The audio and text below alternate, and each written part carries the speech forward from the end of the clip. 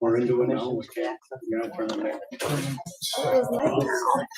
Yeah, so this is the live stream, and this actually controls the, so if there's something that. It'll let you. Yep, that's. So we should be in good shape.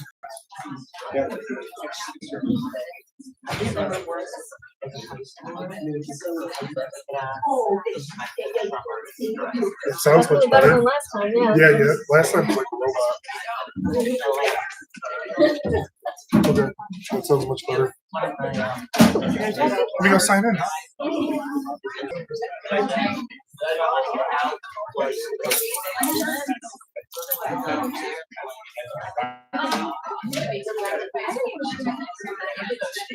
I might go. Oh, wait.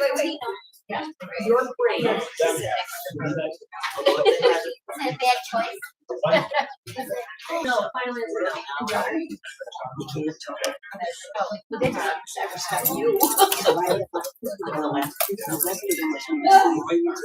I can't even know this is all no, this has been going on since I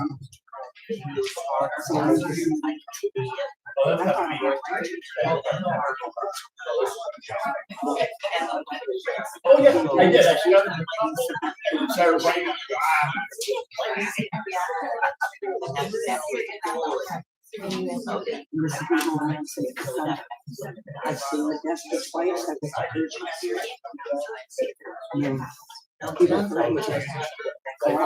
Oh, you did call. So then just when you so then we put it in my kidneys are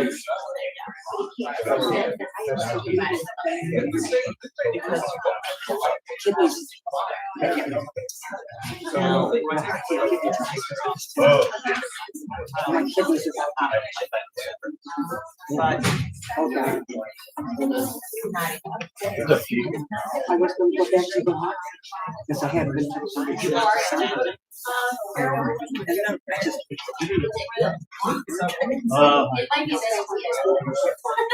My mate. It was exciting.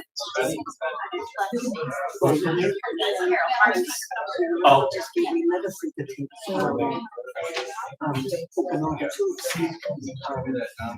And Saturday I went to the kitchen, so and I was standing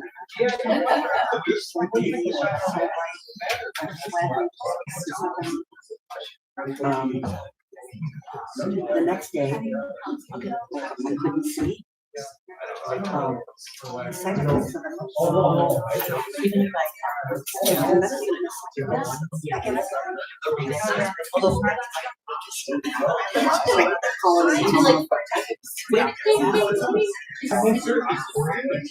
don't go back to see him until they give my kidneys.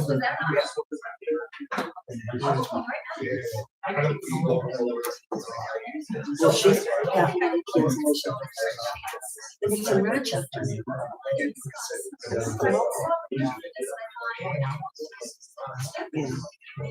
The dusky ones are kids.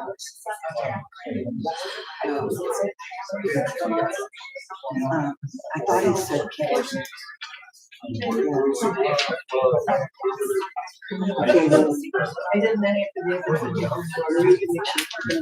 something was wrong.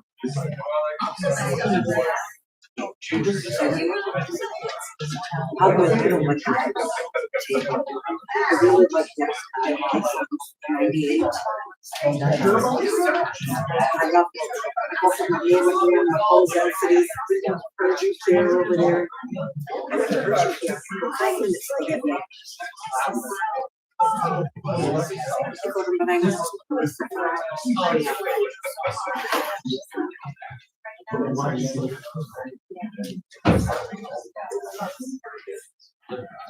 Where we look at this.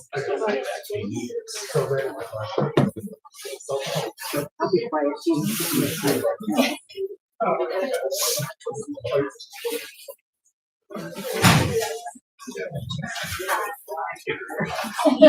Crawling. This apartment, so much with them. Working on one day after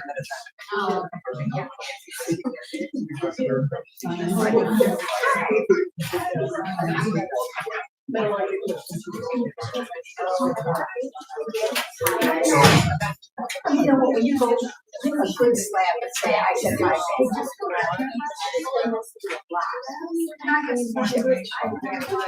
I want to, you believe that? Yeah. You give them my best.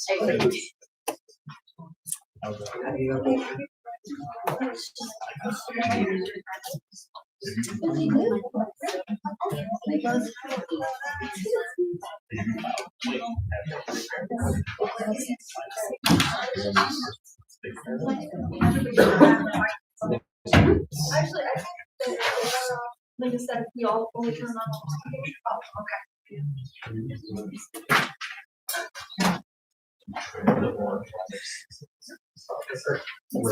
Good evening, everyone. I'm going to call the meeting to order. Could we all please stand for the Pledge of Allegiance? I pledge allegiance to the flag of the United States and to the republic for which it stands, one nation, under God, indivisible, with liberty and justice for all. Thank you, everyone. I would like to open the meeting tonight with a moment of silence for Clayton Enright III, who was mayor from 2006 to 2007, and he recently passed away. So could we please have a moment of silent meditation?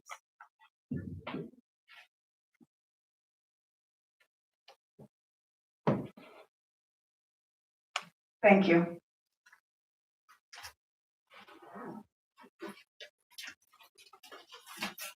First on the agenda is a grant funding application for the State Street Park all-inclusive playground. Haley Farrington is here with her support from Michelle Capstick. And she has to be on the agenda tonight. Hello, everyone. Thank you for having me tonight. As a quick review, Your mic. do I need to press it? Yes.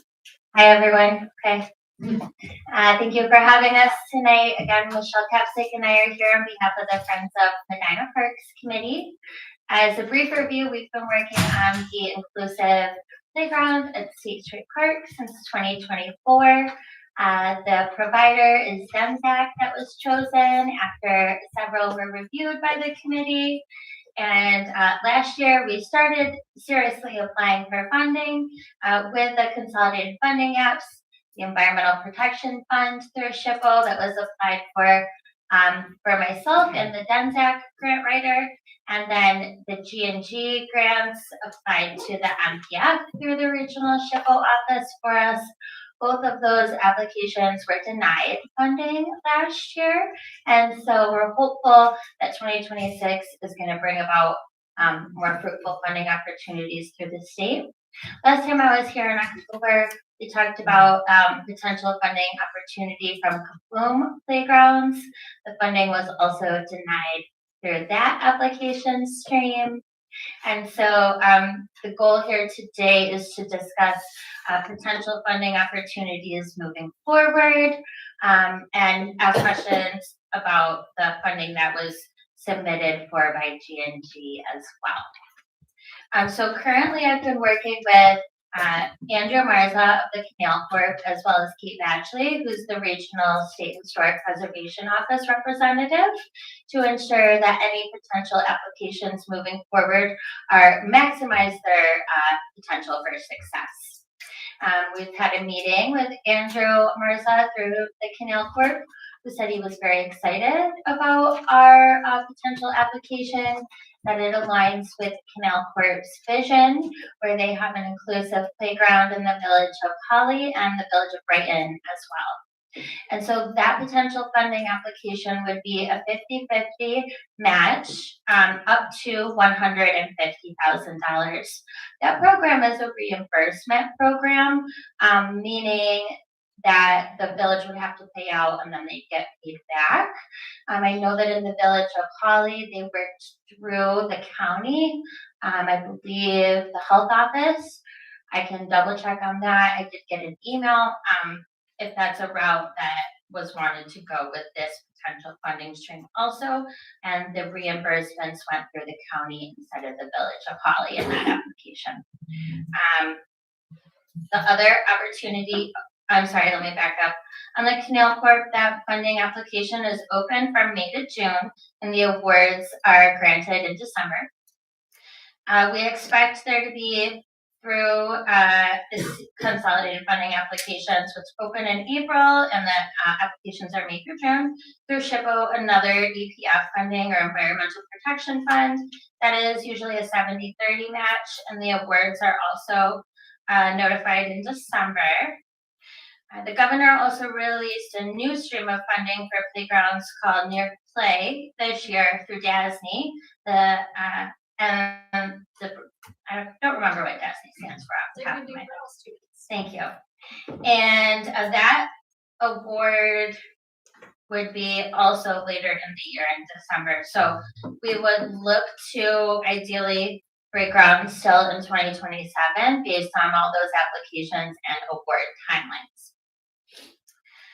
I understand that there was MPR that G&G submitted to the MPR, which is Municipal Parks and Recreation, through Regional SHPO also.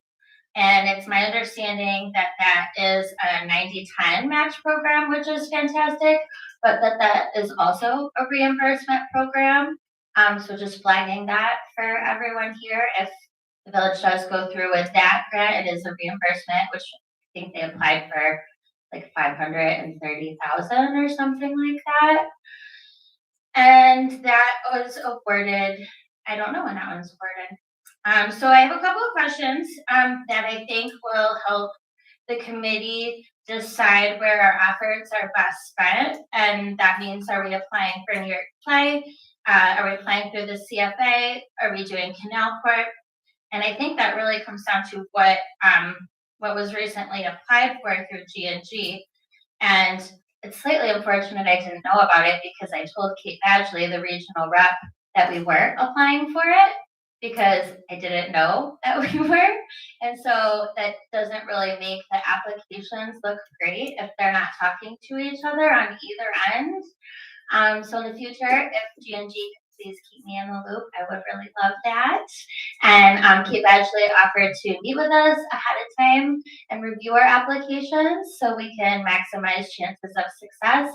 And unfortunately, without me knowing, we missed that opportunity for this MPR grant. So my question, I'm assuming that that was applied to as the Village of Medina.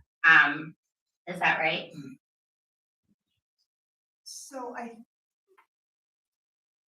believe when this came across my computer, I forwarded it to you, and to Mark, and to Jess. Okay. Because G&G reached out, and I will have to check my email. Okay. But I think that I just forwarded it on because you three were heading up the adaptive playground. So I'm kind of surprised that the communication is lost there, but we'll look into it. And can I just ask something really quickly? How much have you raised already? Sure. So as a review, there's $50,000 from the Community Foundation of Buffalo. There's a committed $50,000 from the Community Foundation of Rochester upon proof that it's a more successful project. And there's $10,000 from Brookfield Renewable Energy, who owns the hydro facility adjacent to the park. 110? Mm-hmm. Yep. And so that would be a providing match fund for the amount that was applied through the MPR grant. Also, the Canal Corp can be used with other grant programs, provided that the park isn't on state land, which it's my understanding it's all village land. So I don't think there's an issue there. So that would also be an option, but again, that's reimbursement. in addition to the 90% reimbursement applied for through MPR. So originally, my question was to just ensure that we could apply as the Village of Medina to the Canal Port, SHPO, or New York Clay, because previously we were applying as the Friends of Medina Parks, and the regional SHPO rep let me know that that's what hindered the application in previous cycles, that it needs to be the municipality applying, and also the Canal Port let me know that as well, that it has to be the municipality. So the funds right now are located in the Rotary Foundation as bank account. The Rotary has been collecting the funds for us and acting as a legitimate 501c3. And so if we were to apply to the village, the funds would presumably go to the village, however you all decide. Just to quickly, can you guys hear me? Just real quick, I think that one that you sent us was a Ralph Wilson grant. I don't believe that's the same. The one I got from you that went to be Mark and Haley, I believe was a Ralph Wilson grant. I don't believe it's the same grant in question here. Was it forwarded to us through G&G? Yeah, I can Okay, okay. Haley Grasso. Yeah, and feel free to just like have G&G loop me in on anything pertaining to the State Street. I think that's the best way to coordinate moving forward. Okay, so should I reach out to G&G and ask the questions on when that is awarded, and also understanding that SHPO, see the CFAs and New York Play through Disney, those aren't reimbursement programs, so they do have a match component, but the match component would be met through the pairing of Canal Corp and what we have existing. And so in those instances, the only reimbursement that the village would have to match would be the $150,000.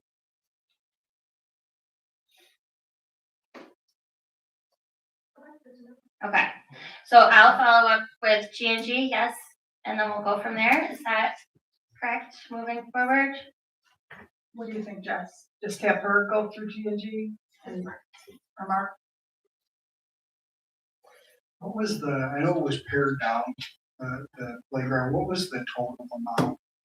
So right now, the quote that we have isn't accurate because it reflects 2024 prices, not 2026 prices, which, as we know, have gone up substantially across the board, no matter what kind of capital investment you're doing. And so we do expect that cost to go up probably an additional $100,000 is what Denzak, the provider, has told me, or we could pare back. And I'm sorry to clarify a bit, we're working off that original proposal now, and if we were to accept the boom funding, it would have been about a $200,000 playground, so it would have been significantly pared back in that instance. So, Right now, it's about $560,000.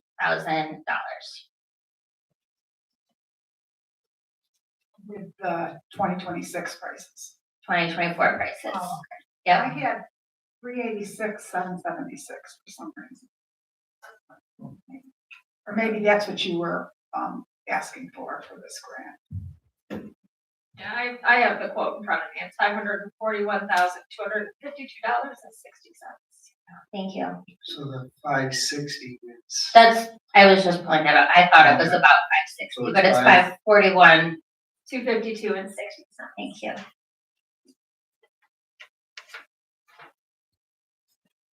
And so before I was going to go to bid for these additional grants, I need to get an updated quote from Denzak. But again, I was just confirming that that's the direction we have moving forward. And I'll work with G&G and getting them an updated quote as well. Yeah, because Jay knows anything that would require a match from us or for us to front the money would be a resolution from us first. So you working with him towards that goal, as long as that's still what we're aligned towards. You working with him towards that goal would not cause him to act on behalf of the village. We would still have a resolution if there was anything that had a financial impact to it, be it reimbursable or a match from us. But yeah, so you just want to know, are we still driving towards this part? If we got the grants that paid for it, would we still be building it? Well, originally I was going to ask that, some assistance, and I think we need a resolution, like you mentioned, to apply for any of these funding streams, whether it's Canal Corp, SHPO, or New York Clay, as the Village of Medina, so that would be my first ask. And then from there, I didn't know about the MPR until Jada recently told me about it, so now I have additional questions, and tomorrow the Friends of Medina Parks Committee will meet, and we'll get back to the board on which funding streams we would like to pursue, given your approval. Thank you. Mark or Jess, are you going to the meeting tomorrow night at 6:30? You plan on it? I'm not gonna be able to make it. I wasn't, but I'll see if I can. I think I can make it also. I have it on my calendar. Thank you. So after this meeting tomorrow, after your group meets, you will make some recommendations to the board. Yes. We'll come back, and then we will have it for our meeting, our business meeting at the end of this month for formal resolutions. That sounds good, thank you. Then we'll apply in May to whatever funding stream, so that gives a little bit of leeway time. Okay. Thank you. I just want to say, I know it's been frustrating, and grants are, and sometimes when there's a reimbursement piece, Jada and I found out that they some reimburse very quickly and some don't, right, Jada? So, hopefully we can get some of that information beforehand before we proceed. So, but I appreciate all the time you put in on this. Absolutely, and I'm happy to also ask that timeline to Kate Badgley, the regional SHPO rep, because she probably has a little bit of an idea. Thank you. Does anyone have anything else for Haley? Thanks so much.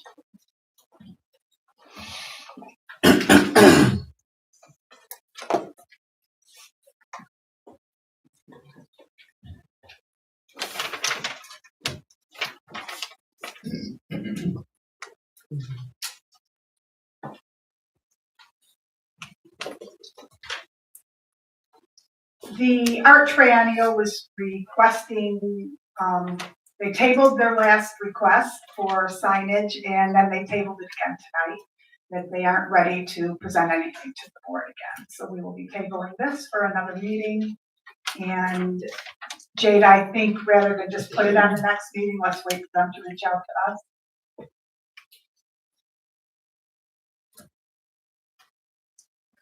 Our 26-27 tentative budget is coming up, and we have to have a public hearing by April 15th, 2026. And we have a work session on April 13th. So I would like to schedule a public hearing for the tentative budget for April 13th, 2026 at 6:05 p.m. I will need a motion. So moved. By Jess and second by Deb. Is there any more discussion? All in favor? Opposed? Carried.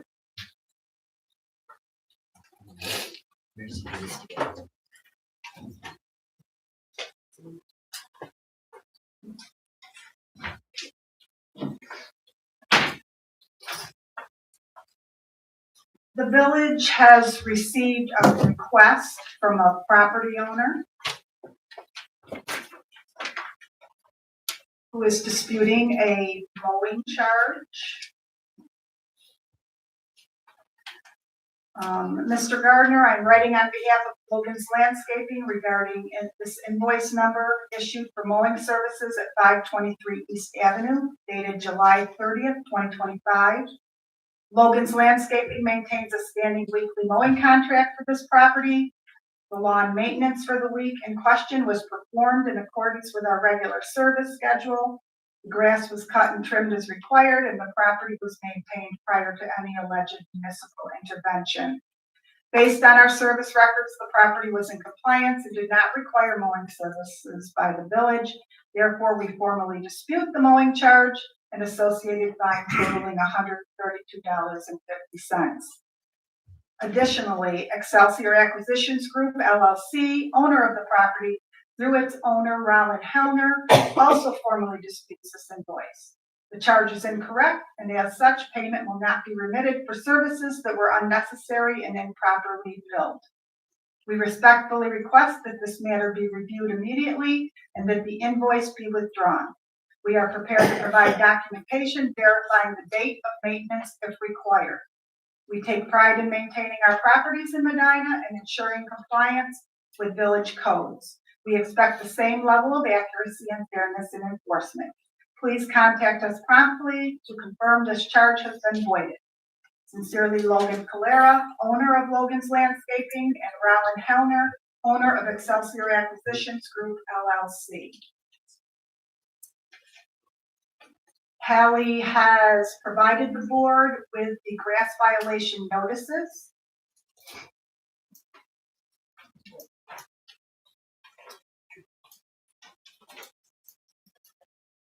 So the first notice was given on, was dated 3/4/2026, and they said the next inspection will be conducted on 7/16/2025. No, the note was on 3/4. I'm confused. The order was served by mail on July 9th, 2025. I'm sorry. And then next, they had basically a week to mow the lawn.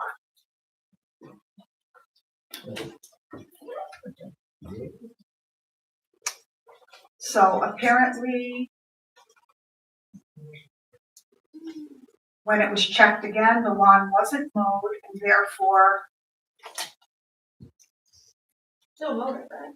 pardon? Joe Kiebala mowed it, yes, and assessed the charge. I did call Joe Kiebala today to discuss this incident, and he had said that Logan reached out to him after he mowed it and said, my guys were supposed to mow that. Was it long? He said, yeah, it was long because I wouldn't mow it if it weren't long, once he got the notice from our code enforcement officer.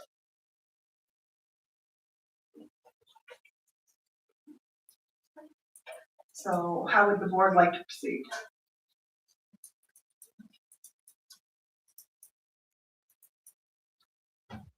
I mean, we've read the letter, but we have our documentation. If they need to send us more documentation that will change anything, I guess we can review that. Otherwise, it's my opinion that the documentation on our side supports the charge that was assessed.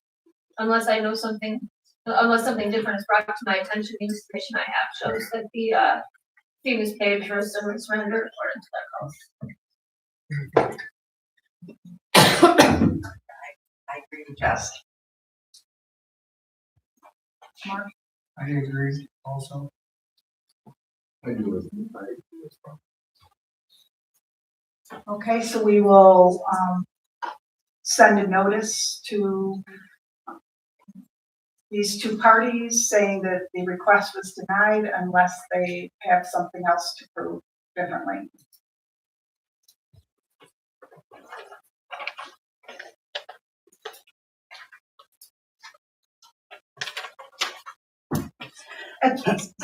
At the last meeting on February 23rd, Chief Cooley requested that the board move to adjust the ambulance rates. He provided the board with some suggestions. He gave the current rate, a MedX average, and potential 5% increase. Scott, you had some questions and you wanted to move it to the work session, so can you speak on this? Yeah. I talked with Steve just about us. Oh, yeah, I talked with Steve, and the only thing that we're gonna revisit on here is my recommendation is what he has, what we were gonna get together and discuss our transport fee for our loaded miles to the hospitals. So we were talking about increasing that, so we didn't come up with a figure yet, which is, quite a bit of our mileage is transporting. So we haven't came up with a number what we thought. him and I were gonna get together this evening, before we do it. Meet again. Okay. Late this afternoon, I did get, just to give the board some additional information, our current mileage charge is $38, and that's the only thing that wasn't on the chart that he gave us.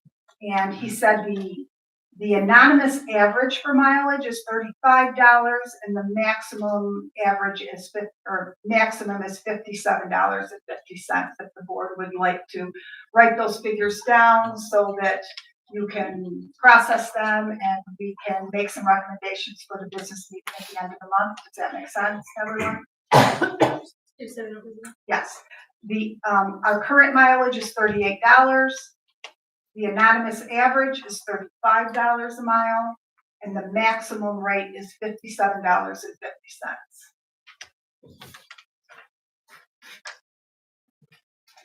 So Jada, this will definitely be put on the business meeting, please.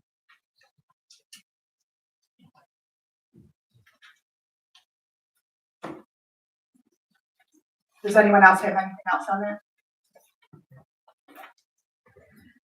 Sidewalk replacement discussion. So at the last meeting, I talked to the board about sending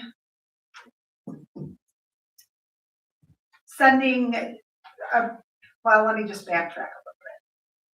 I've been looking into sidewalks for quite a while. At the fall NICOM conference, I went to a session on sidewalk replacement.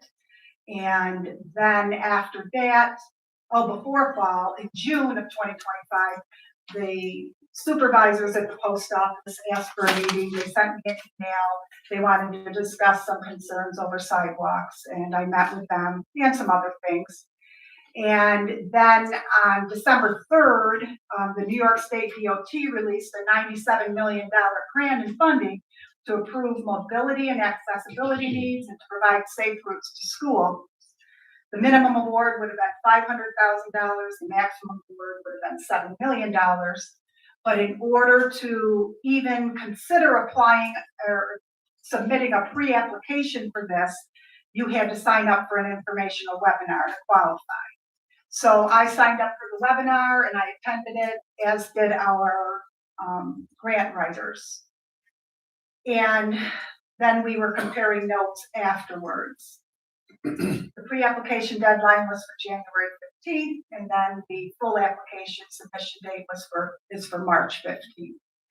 So after sitting through that webinar and speaking with our postal service and speaking with another resident who had a sidewalk request, I was looking at our codes, and that's when I came up with the idea that we probably need to look to the planning board to do some revisions, to make a comprehensive plan for sidewalks in the village.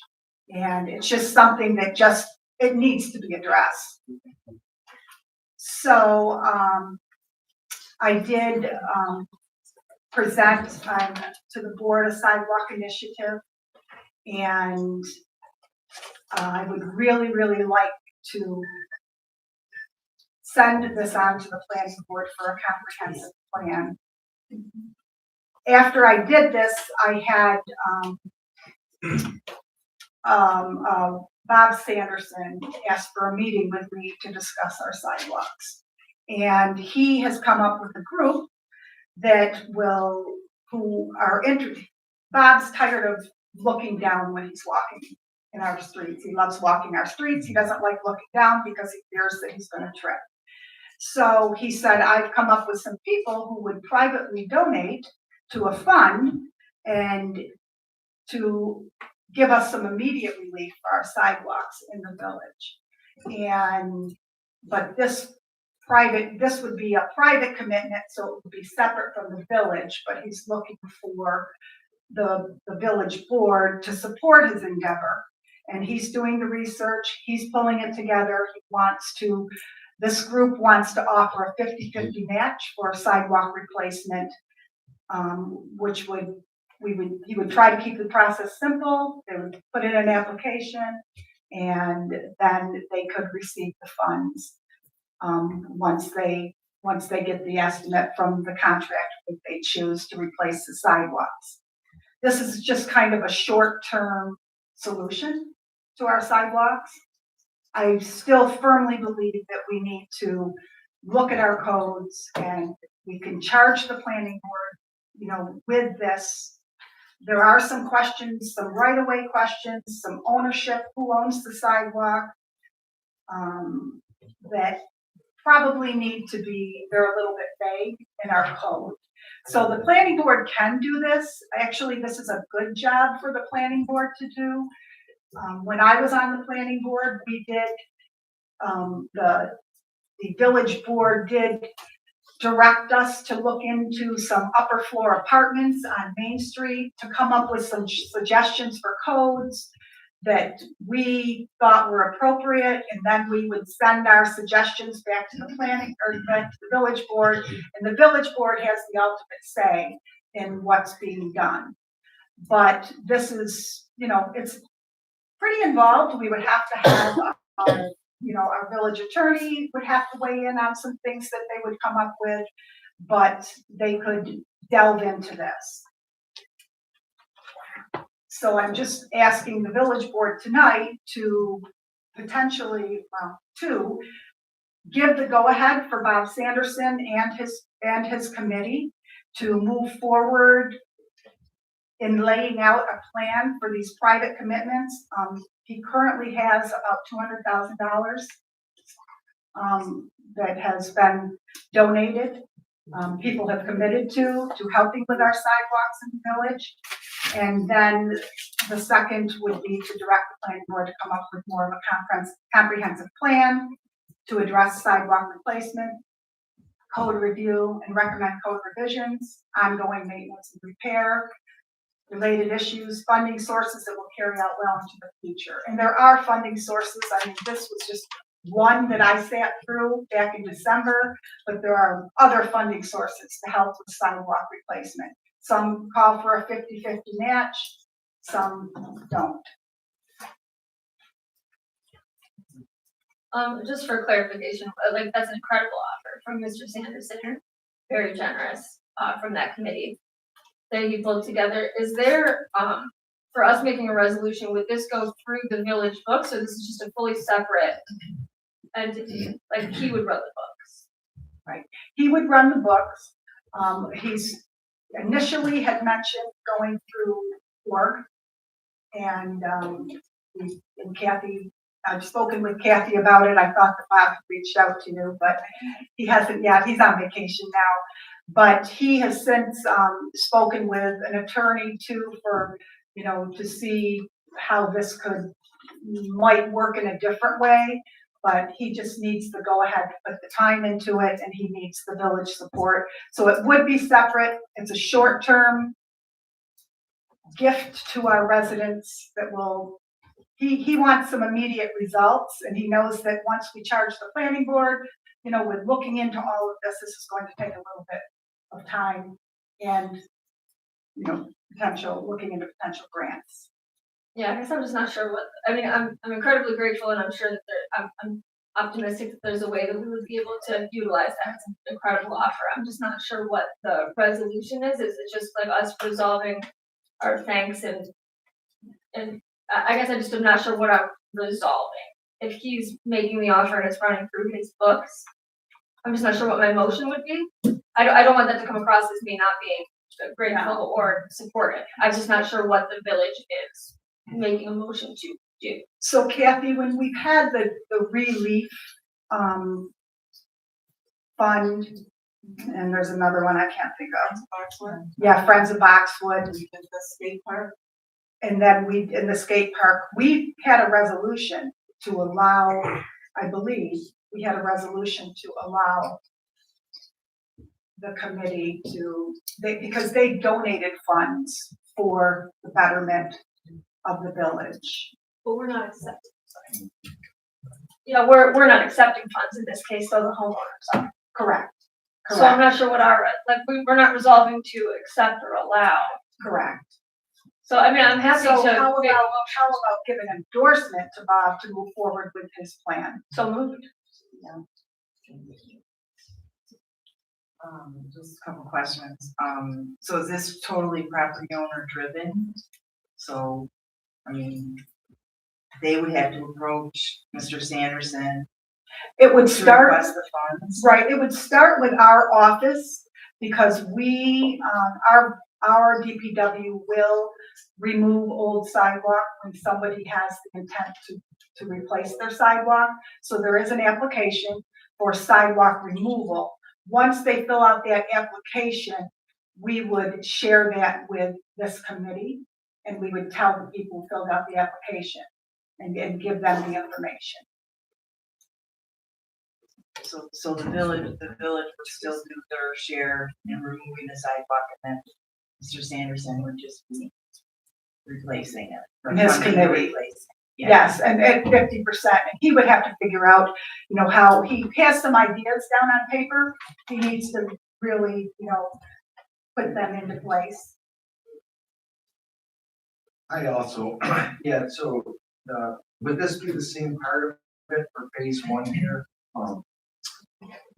Funding for private, emergencies, is this the same money that would go towards this? And if these emergencies were on someone's property, are they looking to fund that 100%? Or the homeowner or the property owner and ask them if they could do this? I'm not sure how that would work. No, it's never 100%.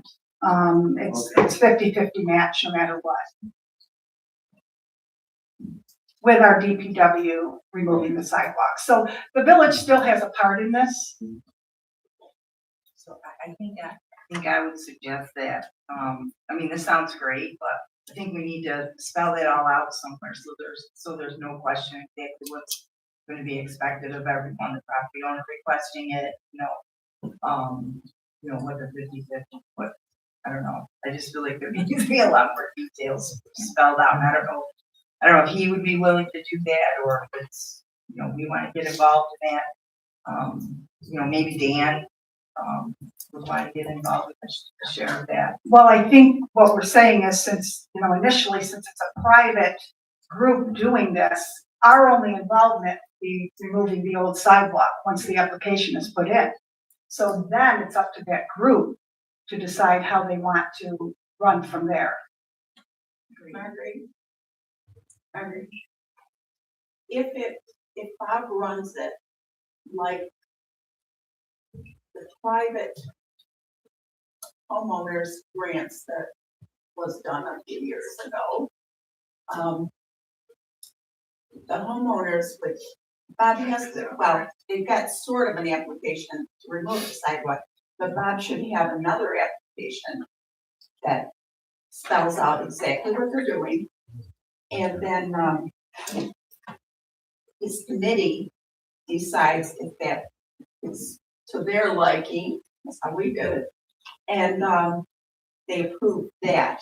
And then the homeowner does his part and money is then, once he gets it in, they have to make sure with the contractor that he's okay with the other group paying so that the homeowner pays his 50%, the invoice, let's say, for all purposes, it comes to Org writes out the check, done. Right, and that's what Bob had said, that the homeowner would pay the first, usually you have to pay 50% down. Homeowner would do that, and then once the project was done, their committee would check the project, they would, get the bill, and they would pay the other bill. But that leaves the village out of that. So Bob just needs to know, will the village support this project? Can he just move forward with, preparing an application and a process for his committee? Yeah, it seems to me like this is pretty, I'm worried that we might be overcomplicating on our end, when I'm sure, like Kathy said, Bob has a plan for how their side of the committee side would operate. Nothing on our end is changing, right? We've always taken out the sidewalk when an application comes in. those applications have always been a matter of public record. So if those folks who are on this committee would like those applications, they're requesting them and we can pass them on. I don't think anything really is changing on our end. And I think that we have the right mindset by wanting to help protect Mr. Sanderson and his initiative. But as far as what the village is required to do, I don't think anything changes from us. I would think, he probably has some details that either he's hammered out that are not yet laid out to us, or he still has yet to hammer out, but those wouldn't necessarily need to come before the board, I would think. I think as far as our actions go, nothing changes except it sounds like folks are requesting a copy of public record. Am I oversimplifying it, you think? No, I think that's what so I'm hearing you say, yes, Bob? Yeah, I'm Move ahead happy with the project. to just pass a supportive resolution saying, we're grateful for this, because we absolutely are. To say, we're grateful for the community stepping up and making this offer, and happy to continue our portion of, a few years ago, we waived the application fee for sidewalks, and the DPW has always taken out the old one when the application goes through. So we're happy to continue our commitment on that end, and then be incredibly grateful for the opportunity to fix this long-standing problem. I don't know how you write all that down, but so Got it. Scott? I agree, and I am completely grateful as well to Mr. Sanderson for stepping up and doing this work. And committee. Mark? I agree. Also with that, for information that the application fee is waived also. That's for added. Add that. So that's a little more. What's that? we eliminated that. Yeah, well, I just wanted to make sure that was effective and all that. That's also, when they do that application, that is waived also. But I do agree. Sorry, Mark. Just one more thing about that is that, after we talked about it last time, I was curious about the policy, that we all know that we have, but nobody can seem to find it in writing. So I don't know if we wanna follow up on that. I did talk to, that house today, and I just mentioned it to him, and he thinks that goes back to when he was here back in the 80s. So I don't know if it was just a board resolution that, that we agreed to, split the, kind of the cost of sidewalk replacement with the homeowner or what, but I'm just wondering if maybe it should be like a regular policy that's in our policy so that it's something we can actually show. Yeah. Right, so that's what I had checked with Matt, because on April 26th, there was a motion to let's see, I can't find the exact motion, but anyway, so we removed the fee for removing the old sidewalk, and that was in 2021. So I asked Matt, should that have been put into code, or can that just be a policy? I think it could be a policy. We don't have a lot in our code. I was just checking it on my phone with regard to citizens' responsibility for sidewalk. Talk about some of the aspects if someone wants to do it, but it doesn't say it's necessarily their responsibility. So I think eventually probably the overhaul of that whole section of our law is probably due. It talks about horses. So it's pretty old, things like that. So, but I think, as a policy, because our law is vague, certainly in the meantime, adopt a policy. And I think we should, put stars on it so we know when someone comes and asks about it, we can have it show them. But I think at this point, a policy is fine because it doesn't contravene anything in the law. Our law is kind of doesn't address it. So policy update is fine. Okay, and so I did copy off our chapter 206 for streets and sidewalks, and our chapter 148 for housing standards and property maintenance.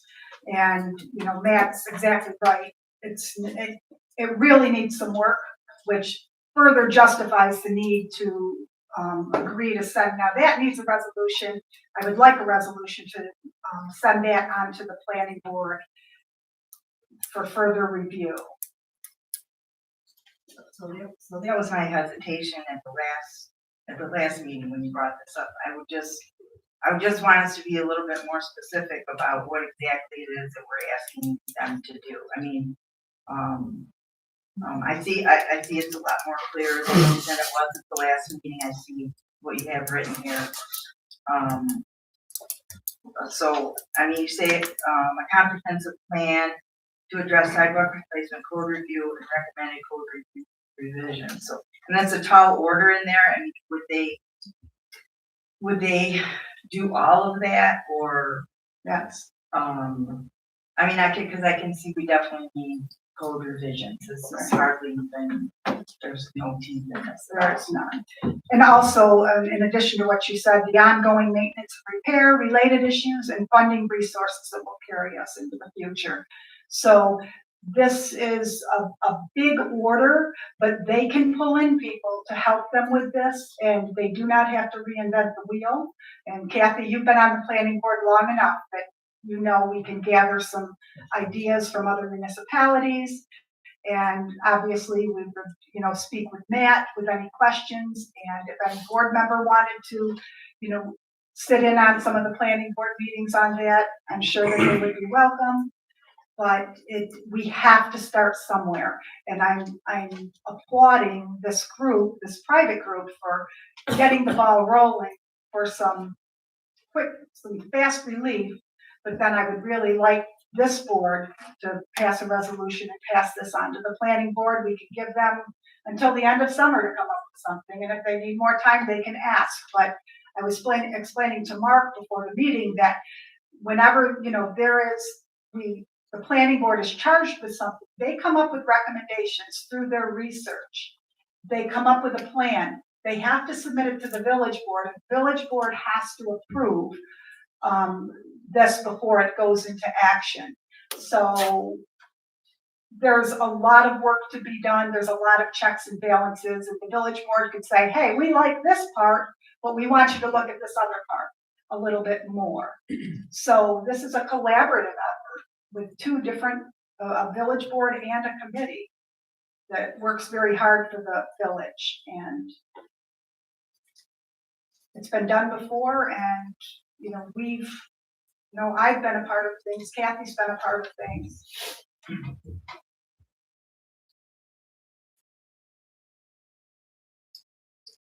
So is someone willing to make a motion to refer this to the village planning board regarding land use? They do the land use regarding the sidewalk comprehensive plan. I'll make the motion, but I think we should, I'd like to spell it out. I'd like to spell out the motion. So can we do what I just suggested, to come up with a comprehensive plan? I mean, I suggested the Medina Safe Steps Initiative, just for something fun, to address sidewalk replacement, code review, recommend code revisions, ongoing maintenance and repair, related issues, and funding resources.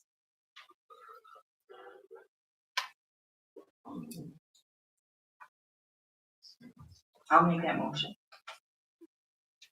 I'm sorry. Thank you. A motion by Deb, a second by Mark. Is there any more discussion? May I make a suggestion? Oh, sorry, I don't want, not in the middle of your vote. Yeah, all in favor? Aye. Opposed? Carried. Thank you. I apologize. If there's potential to look into complete streets planning, because it wouldn't require like a separate comprehensive plan. You can't talk during the workshop. Yeah, you're not supposed to talk during the workshop. No. Can we talk to you after? Sure. Okay, thank you very much.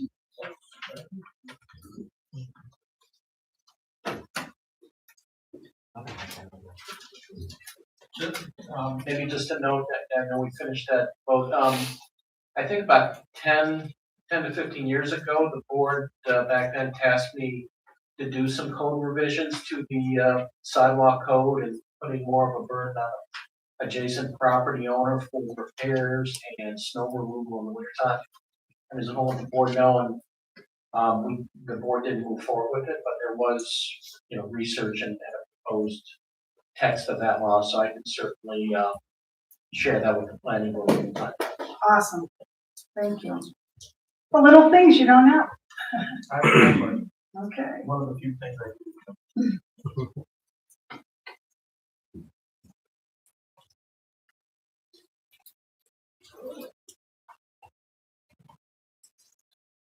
Okay.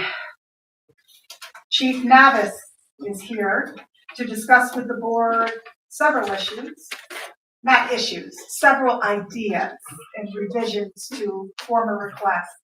So do you want to do them in the order that they're listed on the agenda with the Axon body camera and taser quote discussion first? Yeah, that's fine.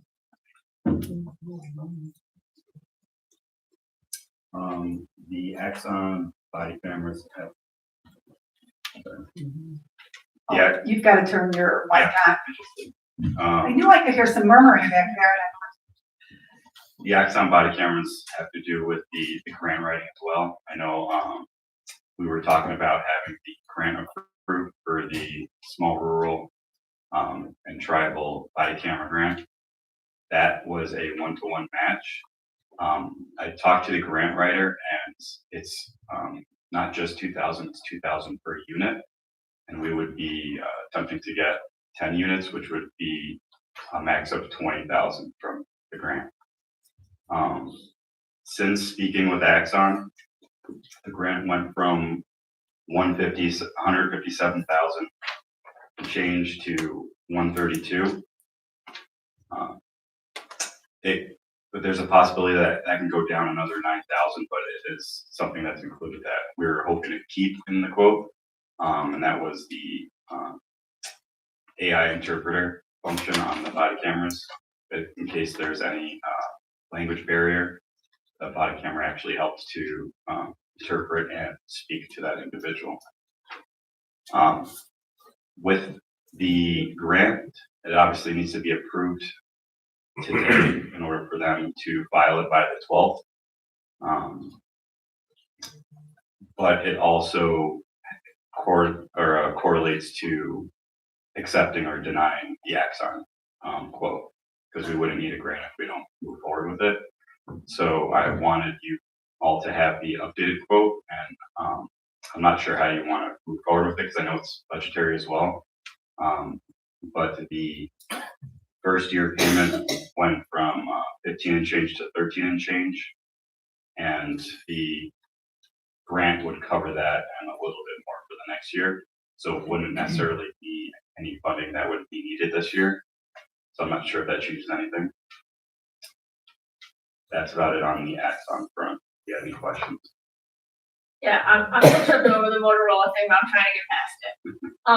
One of the things that I really liked about Motorola was the always on capability. That, you would click up the timestamps, but the Motorola was running. Does Axon have that capability, and with the cameras that we're looking at support that? Yeah, so it's always, as long as it's on, it's always recording 30 seconds in the past. So whenever an officer turns it on, it records the video 30 seconds in the past, so it catches anything like that. Okay, how does it compare to like the Motorola version? The one that we have right now? Yeah. Basically the same thing. They're both HD. The capabilities aren't that different between the two. Motorola is a little bit cheaper, obviously by about 20,000 just for the body cams. But that price is only because we're bundling. If we weren't bundling, it would be 100,000 just for the body cams. Yeah. So after the grant, let's say we went in total, we'd be at around 109,000, and that's 19,000 more than the previous chief draper. You got to go for about 19,000 just for the body cams. So we're getting body cams and tasers upgraded for 119 instead of just the tasers for 90. Okay. But the capabilities are just the same. And the evidence sharing is better for the Axons because the DA's office already has the capability to go on there. So it kind of streamlined for us. They don't have the ability to go on the Motorola one we already have. No, so I have to go You have in, to send each go individual. to each individual video. I have to notate what case it's for. Then I have to send that link to myself, put that on a document, and then send that off to the DA's office. And then they can go to that link and review. Think of all the foot patrol you'll be able to get in with all your spare time. Okay. But is the recording when the button's not pressed is identical between Axon and Motorola? Yes. Did you ever ask Motorola if they could do any of those things? Yes, I asked them specifically if there's any update or anything that they could have the engineers look into. And last I got was the sales rep spoke to the engineer department, and they said they had no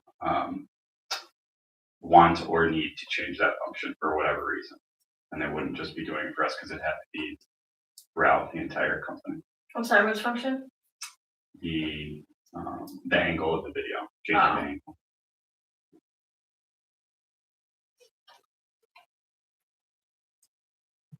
So just to be clear again, this is a grant that G&G is writing. So it's due on the 12th. So there's no asking for an extension or anything because it's a grant. Yes. Okay. And this is a one-time grant, and it would be applied to the first year's payment. Is that what you're saying? Yeah. So the one-to-one match. She said that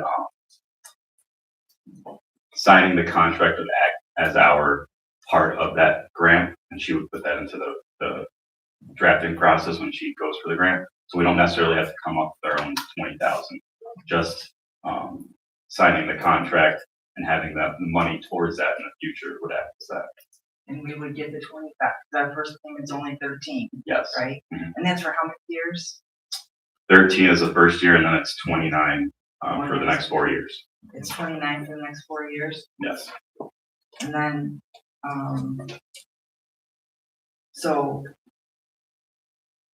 is that 20,000 maximum, or That's just for this year because each year it would change. So nothing's saying that they won't have that same exact grant next year. It's just for this fiscal year, though. it's just for this year? So you could apply for it in next year If they have it, yes. if they have it. But there's a bunch of different grants that could possibly come out as well.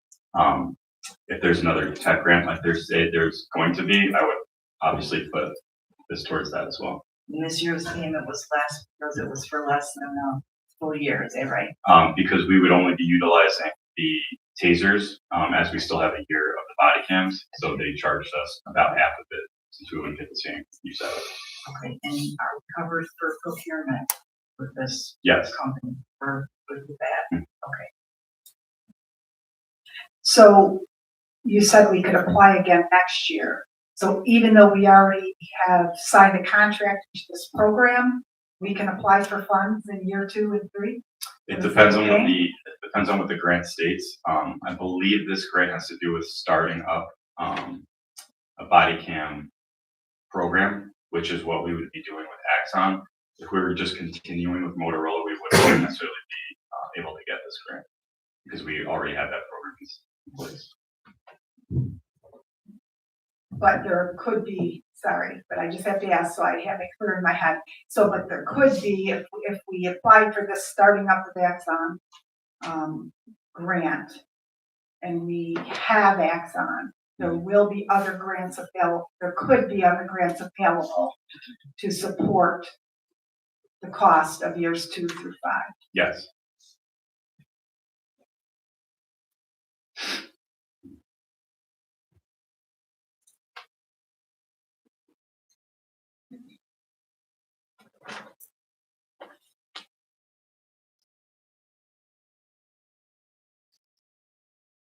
And I'd be obviously working towards making sure that any future payments were covered by any grants that we get until that time.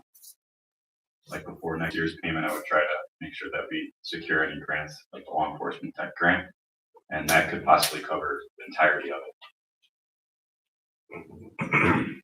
An award date? No. No.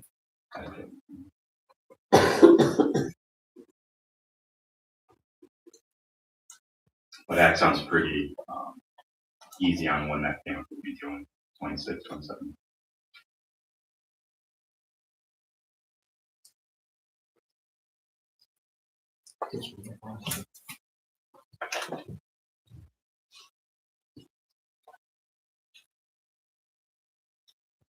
Can anyone else think of any questions, burning questions for Christian?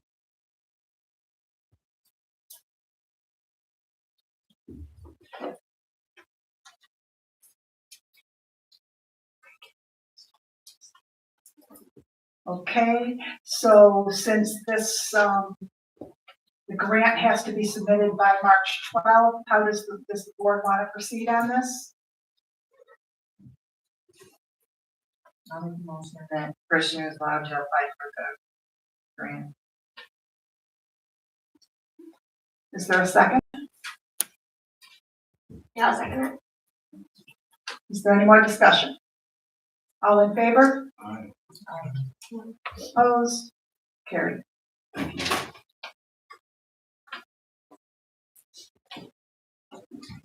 C&H PC. I had no idea we were able to do that tonight or not. Say that again. Without us. Oh, wait, what are you talking about? Well, we just did you can apply for the grant, but we don't have a program. She just asked me for, what each unit cost for the Okay. quote. She didn't ask me to provide that part of it. Okay, great. So she's not asking for you to sign a contract? No. With her? No, I thought we could do that, Okay, perfect. or just getting you the information. You try to keep resolutions to Yeah, time sensitive of course. issues for work sessions. Thanks. C&H PC contract discussion. And I don't think the board has any information on that. It's just, it's in the, Oh, it's in your new packet? Okay, thank you. I think it's after all the Axon.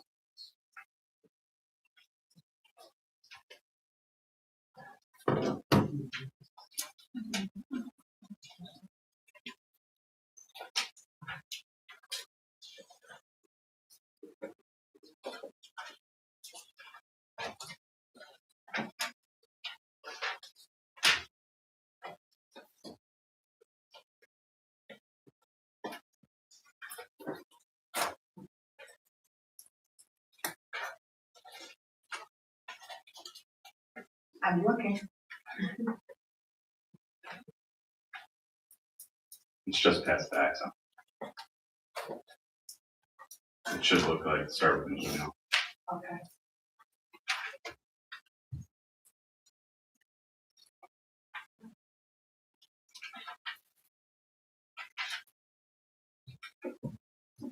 Well, I'll look on with Jada. Oh, you don't have. So I did wonder, the police and the village proper both have agreements with, C&H. Is there, Is yours just for email, or is it more than that? yes, Okay, so that's the only update as far as the village goes, is, in what's the free included. 2,600, yeah, it's on, or 2,700. Yeah, the free. Yeah. So it just goes onto our bill, and then you don't have to separately pay for the email, since they have to require it anyway. Okay.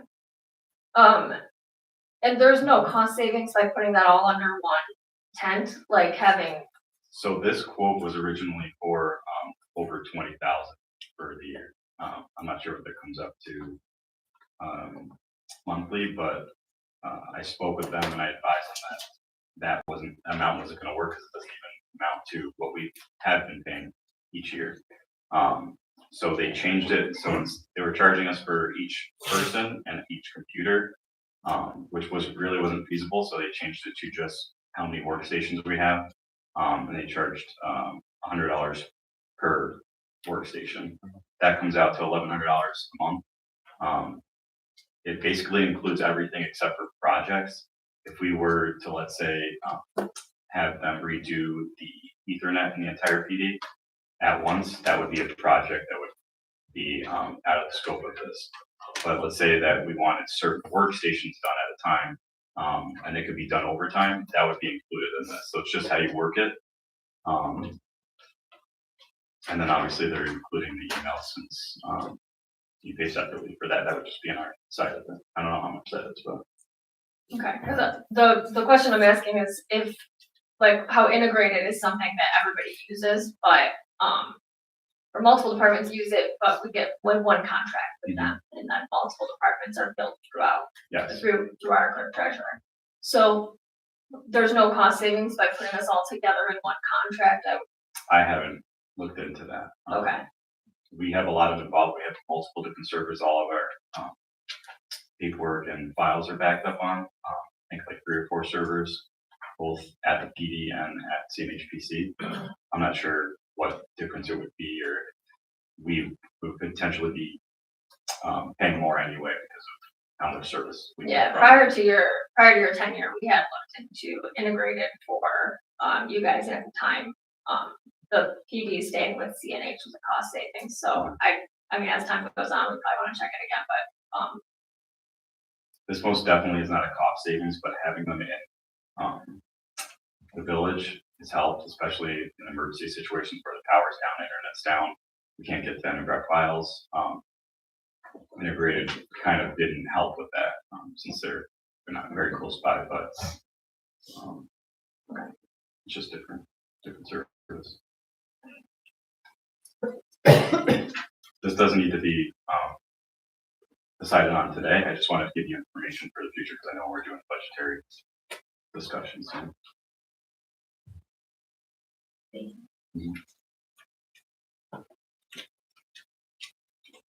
Yes, I definitely need some additional time to go through this. Does anyone have any other questions for Christian tonight?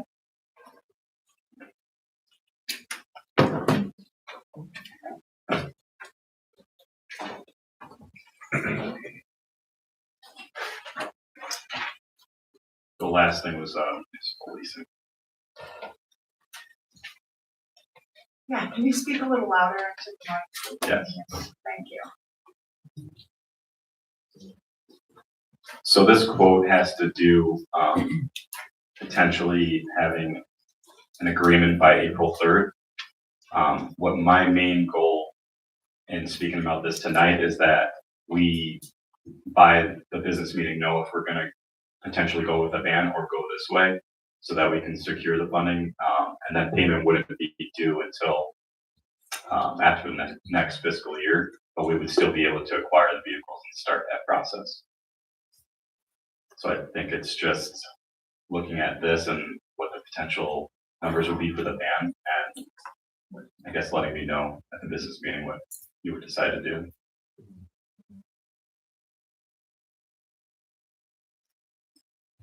So can you just for everyone here, can you give a brief synopsis of a ban versus municipal leasing? Like- Because it's new for. I can't really speak on ban, but I know that obviously that's not until October, I think we were talking about. So if we were to do that, I'm not sure when we would even receive the funds, and that could potentially get us into 2027 without any extra vehicles. And as I mentioned before, we're already down to 2 vehicles. With this, it's 4 set payments or 5, depending on how many years you did it. 4 set payments at a fixed rate. That's really all it is. And at the end of the lease, you pay $1 to acquire that vehicle.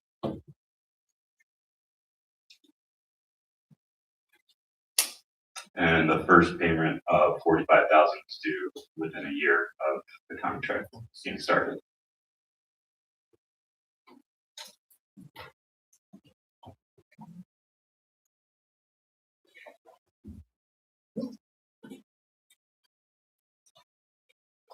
And that's at 4.95% interest. correct? Yes.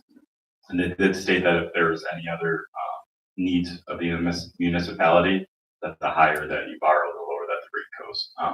I believe this is all the village needs right now with the CHIPS fund and the fire department having their savings for the ambulance. So I don't think anyone else needs anything, but I just want to let you know that. I mean, you brought us that 1033, so I'm sure you checked, but there was nothing there that would be beneficial to you right now. It's pretty dry right now. Most of the vehicles are not serviceable right now. It's been cherry picked pretty well. Okay.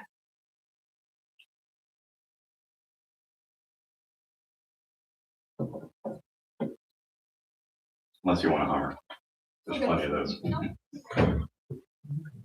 So I'm not totally familiar with this type of, leasing thing, so, so the contract would have to be signed at some point by April 3rd. The 4.95% is, let's see, what's it say? There's a rate will flow and not be locked in until documents are prepared for closing, and it will be based on like term swap rates. So it would be 4.95% for the life of the lease for the 4 years. Yes, that's the only difference with this way is that every year you don't have to go back to the banks and get a new rate. Okay, so the other thing is that you have 168,000 on here, but we won't know. So this is just for purposes of. So I did that quote based off, I think it was 172 before. I told them to drop it down to 168, which included Tahoes between 50, 70,000, and also outfitting them for 22 to 25,000. So that's what's included in the 168. And that's state bid for the outfitting.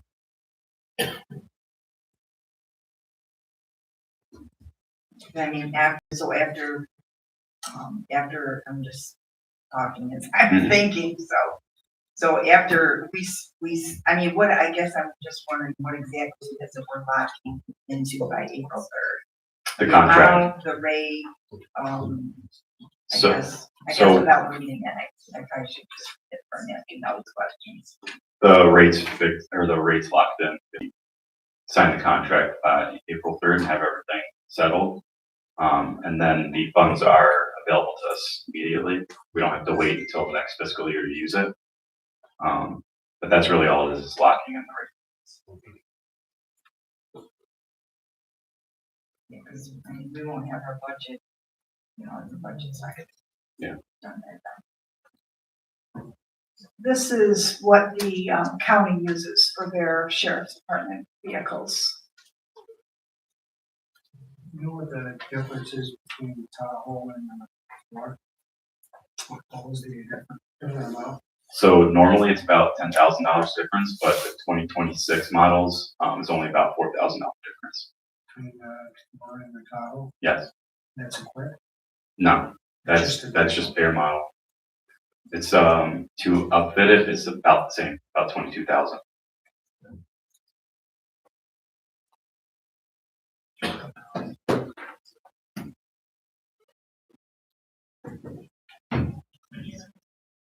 We have the first payment at 7/2/26. I thought you indicated that the payment would be due within the first year. That's just for this contract purpose. The final, she stated that, I just told them any date after June, the fiscal, but she stated that if you wanted to push it out, it could be up to a year. Okay.